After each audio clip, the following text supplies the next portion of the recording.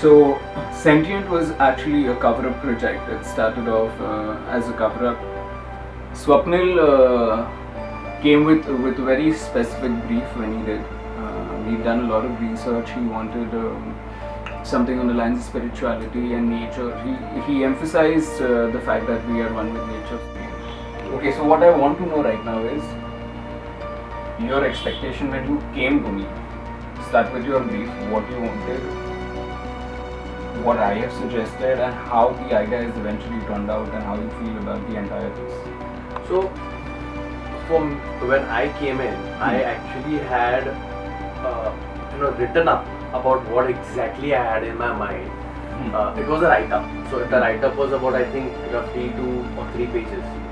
Right. And that whole write-up basically consisted of ideas that I have had in my mind, which I wanted up on my,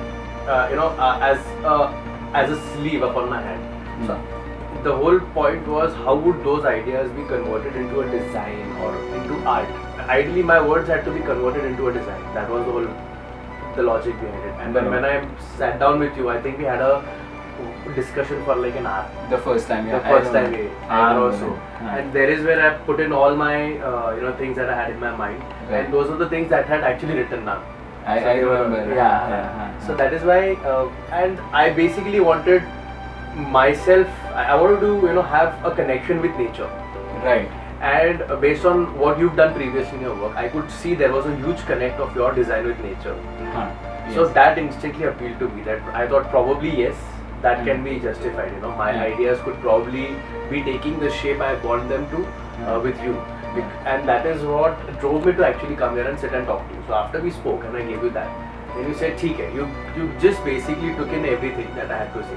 And then when you actually came up with the design, Right. and when I saw the design, I was like, this is even better than what I actually imagined. Yes. So we had a cover up also, which was a big lion face, a tribal lion, if I'm not Okay, how old was that? I don't know. That was 11-year-old.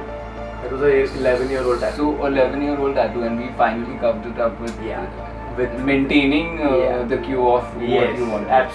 Absolutely maintaining the cue of exactly what I wanted in my entire design, and then covering it up in such a way that nobody would ever even realize that it was there. Some meaning. Yeah, I wanted it to have a big connect throughout and have a good meaning, and how it connects with my own personality, my own thoughts. Right.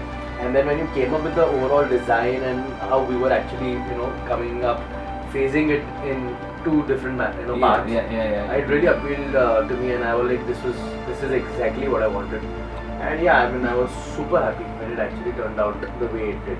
So when I designed, I have centered this entire piece around how we are one with nature, and the idea basically is derived from energy. That's what this entire piece revolves around. A sentient is somebody who feels, somebody who's alive, somebody who's living. So that's why the project is called Sentient.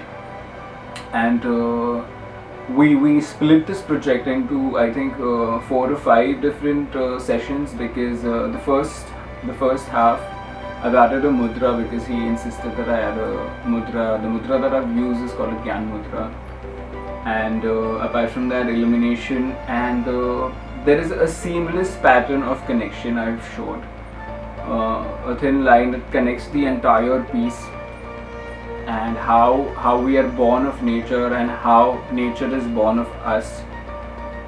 So I think the entire process has been very cathartic. It's come out together in very nicely, and I was very happy with how Swapnil was more excited about this piece, and he's been more enthusiastic about receiving. Energy basically follows a path of paradox. What I mean by paradox is it's not stagnant. It's basically a continuous loop. It will not stagnate. I think we've all studied the laws of thermodynamics. It says that energy cannot be created nor can it be destroyed. So you just accrue as much energy as you require, and the rest goes away into the universe to give to the others.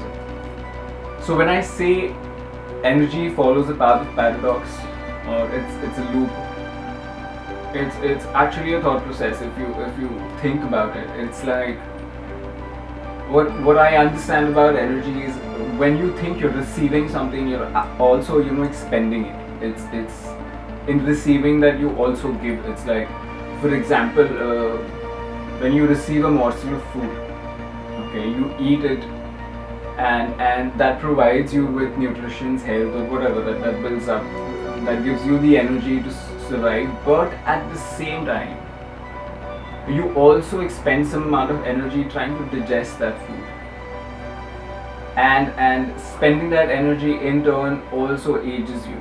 So it's always a give and take. It's you can't have more than you require.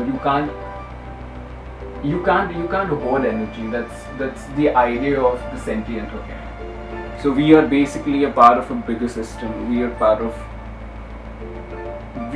this nature. We are one with this nature, and energy follows through everybody. That's how we are all connected. So the person who understands how to be a part of the system harmoniously, somebody who is empathetic towards other organisms, other things, that is the meaning of sentient. Okay, so somewhere our human race is, in their quest to succeed, to invent, to innovate, they've broken limits, they've broken boundaries. Somewhere that has disrupted our ecological balance, or a certain balance, and I think that balance is very important.